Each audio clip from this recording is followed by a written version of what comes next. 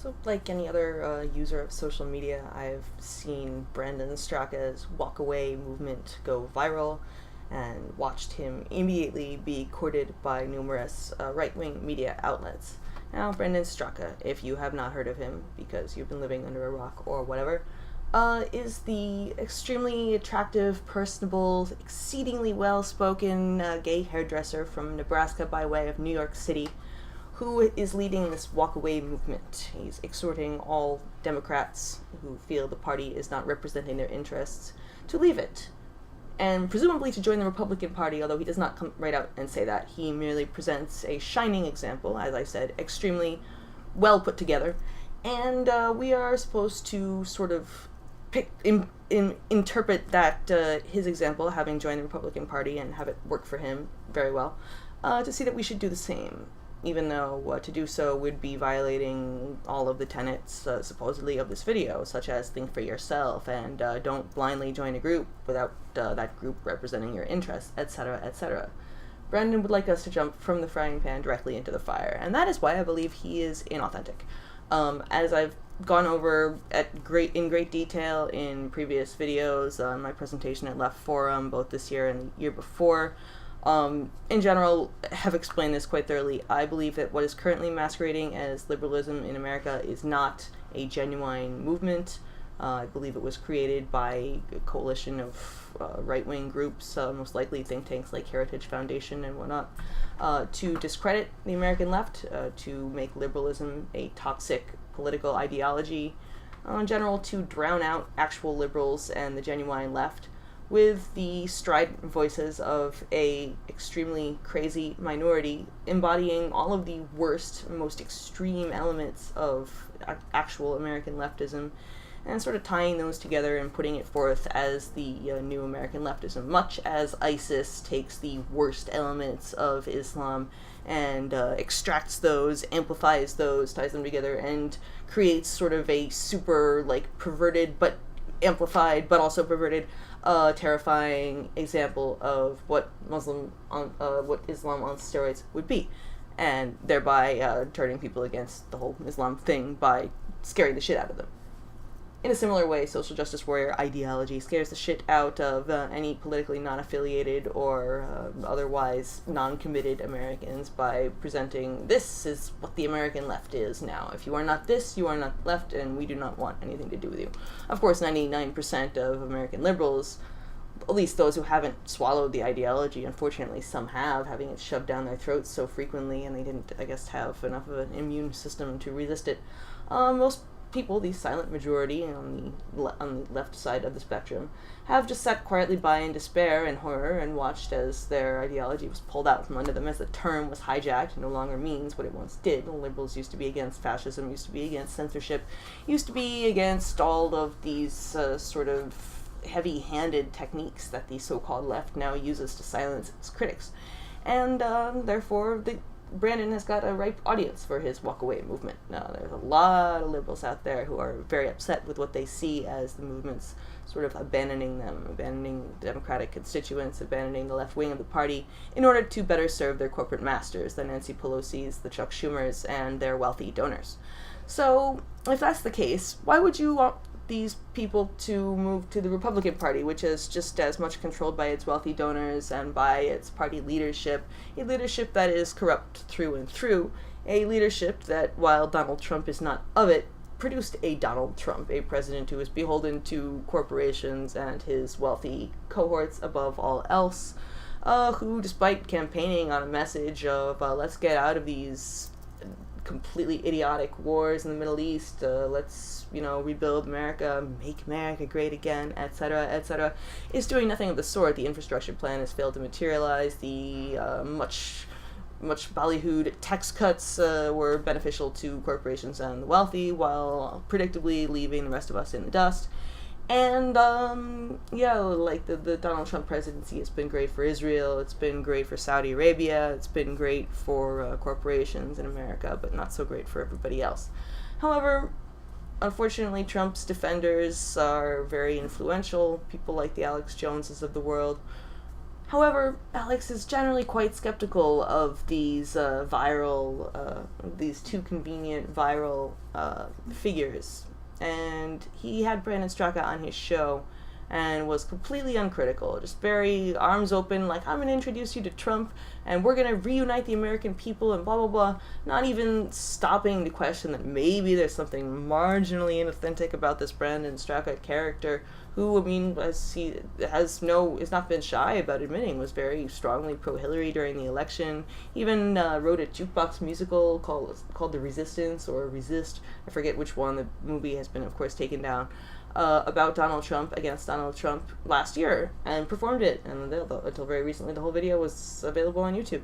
So, when the ringleader of the Charlottesville protest, the one who was essentially responsible for getting that woman, Heather Heyer, killed in that whole mess, when it was revealed that he was, up until very recently, a strong Obama supporter, well, Alex was on that. Alex was saying, something's not right here, this doesn't smell right.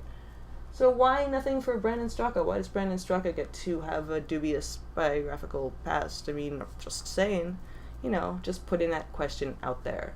But anyway, those who would walk away from the Democratic Party, unless they're going to be flaming hypocrites, must be walking towards something. You can't jump out of the frying pan into the fire. You can't leave one cult, breathe fresh air, decide you don't like fresh air anymore, and jump into another cult. It doesn't work that way. I mean, unless you just want to be a completely useless gesture and whatever. I mean, maybe that's the whole idea, but no, this is absurd.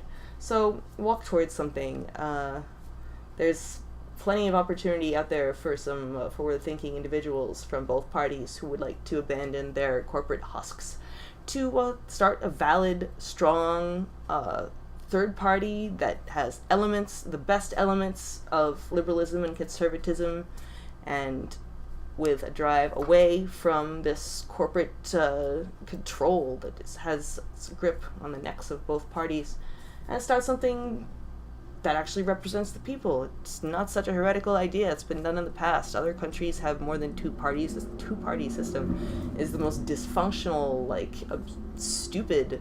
In this day and age, it's really an anachronism, and it's retarded, and oops, I said retarded. I'm a bad liberal. However, in the past, liberals wouldn't rip your throat out for saying retarded. They were too busy trying to rip the throats out of the ruling class. And perhaps someday we will get there again. But until then, if you're walking away, good on ya, but make sure you walk towards something more inspiring than the Republican Party. Don't embarrass yourself. I mean, I see these people's copycat videos on YouTube, and I really do empathize with them because I feel betrayed too by what the Democratic Party has metamorphosed into. Not that I ever really considered myself a Democrat. I was always a registered independent, and I did vote for Democrats more often than I voted for Republicans. I only switched to Democrat in order to vote for Bernie Sanders in the midterms. I mean, in the primaries, and we know how that worked out. So I remain registered as a Democrat because in New York right now, at least, we are having some Democrats in the primaries who are actually contesting the corporate control of the party. So I want to be able to vote for the Alexandria Ocasio-Cortezes or the Julia Salazars or whatever.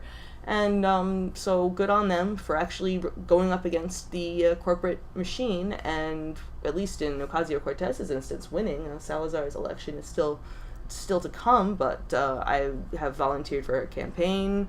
I wish her all the best, and unfortunately I don't live in her district, so I can't vote for her, but if you do live in her district, vote for her. She's good. But anyway, where was I going with that? Generally, if you're going to walk away, make sure you have a destination in mind. Don't just sally forth blindly and hope that the Republican Party will catch you when you fall. Or just, if you have the backbone to be independent, great. I consider myself an independent. However, I share more values with traditional liberals than with traditional conservatives. And so this is why it pains me to see liberalism just completely hijacked and turned into this toxic bullshit ideology.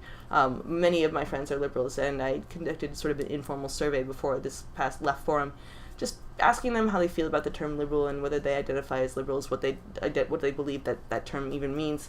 And I was surprised, although perhaps I shouldn't have been, to find that almost all of them did not want to be associated with the term anymore. They still considered themselves to have liberal values. Their values had not changed. However, they didn't want to call themselves liberals because of what the term is now associated with, these screaming, dysfunctional, the right calls them snowflakes, and that term is kind of irritating, but it works, I guess. These completely dysfunctional, childlike, non pod people. I call them pod people, and I don't know. Maybe that term is the roots of that term are too obscure for some people, but look at them. They're pod people. They aren't human, and they're not liberal either. So let's distance ourselves from the pod people, distance ourselves from the corporate Democrats, distance ourselves from the corporate Republicans, and distance ourselves from the Heritage Foundation shills like Brandon Straka, and start a valid third party. What a revolutionary concept. The ruling class has been so effectively pitting us against one another with this two-sided Republican versus Democrat, red versus blue. This is like simplistic, childish shit, and we should be more intelligent than this. So don't let them do this divide and conquer nonsense. There's a lot more of us than there are of them, and we should be ripping their throats out. There should be, I live in New York. Manhattan is very, there's a lot of vacancies on ground floor retail, because most of these buildings, these high-rises that are going up and selling for record amounts, are being bought by extremely wealthy people who do not live in the city, who do not use these apartments except maybe 1 or 2 months out of the year, and so they can't support ground floor retail because there's nobody living in these neighborhoods anymore. So these are the people who need to have their throats ripped out, and we should be squatting in their houses too because they're quite nice apartments. However, can't do it alone, so come on guys, get up off the floor, get their boots off your neck, and fucking do something. And don't just scream about Trump either, because that's really boring. He's not the problem. He's a damn symptom of the problem. I'm not the first to say this. I won't be the last to say this. And I'm getting tired of saying this, quite frankly, because people are so easily led to attack the one guy they hold up as the symbol of everything that's wrong in society. No. Trump is the least of our worries. He's not Hitler. He's not, Satan. He's a doofus who's been... He's a doofus who got elected via a protest vote, because people didn't want Hillary Clinton and everything she represented. He's the lesser of two evils in a long string of lesser of two fucking evils, and quite frankly, I'm tired of voting against people. I'd like to vote for someone for once. So, come on, bring it on, guys. Let's, grow a fucking spine.